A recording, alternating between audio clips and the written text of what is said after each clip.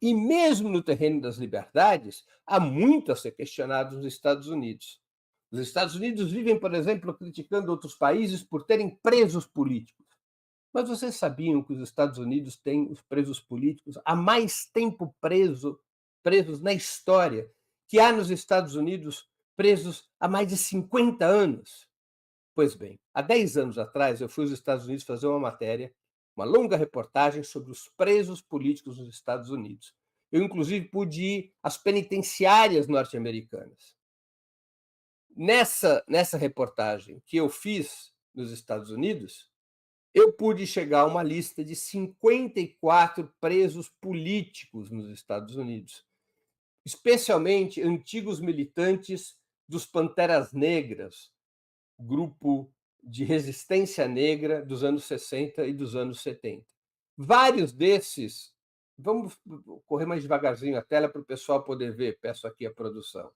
Vários desses presos estão há muitas décadas na cadeia. É o caso de Mumia Abu-Jamal, que chegou a ser condenado à morte. Ele está preso desde 1981, ele está preso há 43 anos. Há presos que estão há mais de 50 anos, que foram presos no final dos anos 60 ou início dos anos 70. Em 2014 eu cheguei a essa lista, 54 presos. Vejam o Jalil Muntaqui. Jalil Muntaqui, ele já está em liberdade.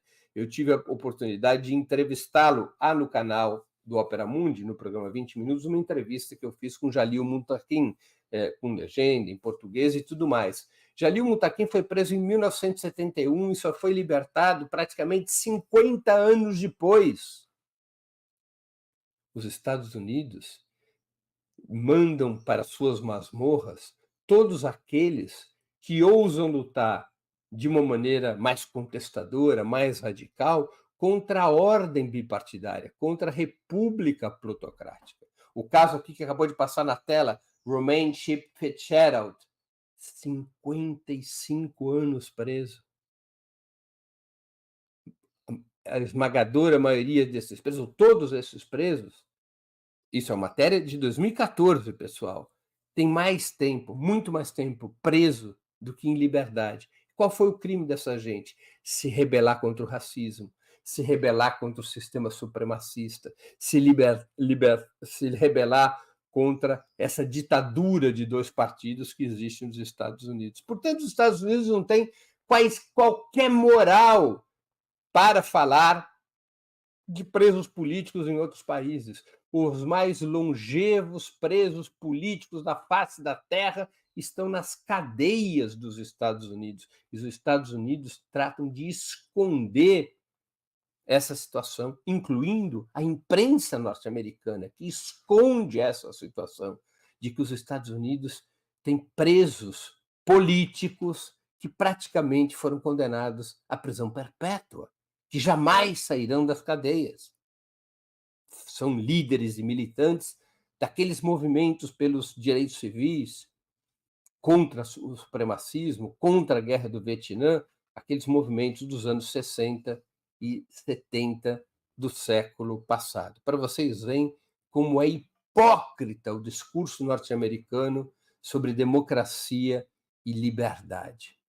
E como é relativamente pusilânime o comportamento de quem, por exemplo, aceita ficar debatendo democracia em Cuba, na Venezuela, na China, mas não aceita debater democracia e liberdade nos Estados Unidos. Repito, um país que não sofre nenhuma ameaça externa direta, mas que mantém um dos sistemas políticos mais antidemocráticos da face da Terra, porque é um sistema político inteiramente subordinado ao poder do dinheiro. E é nesta perspectiva que nós devemos discutir a disputa Kamala Harris-Donald Trump. Eles representam ambos um mesmo interesse de classe. Eles são como duas alas do mesmo partido. O partido do grande capital, o partido do sistema imperialista. Esse partido do sistema imperialista tem uma ala moderada, que são os democratas, e tem uma ala extremista, que são os republicanos.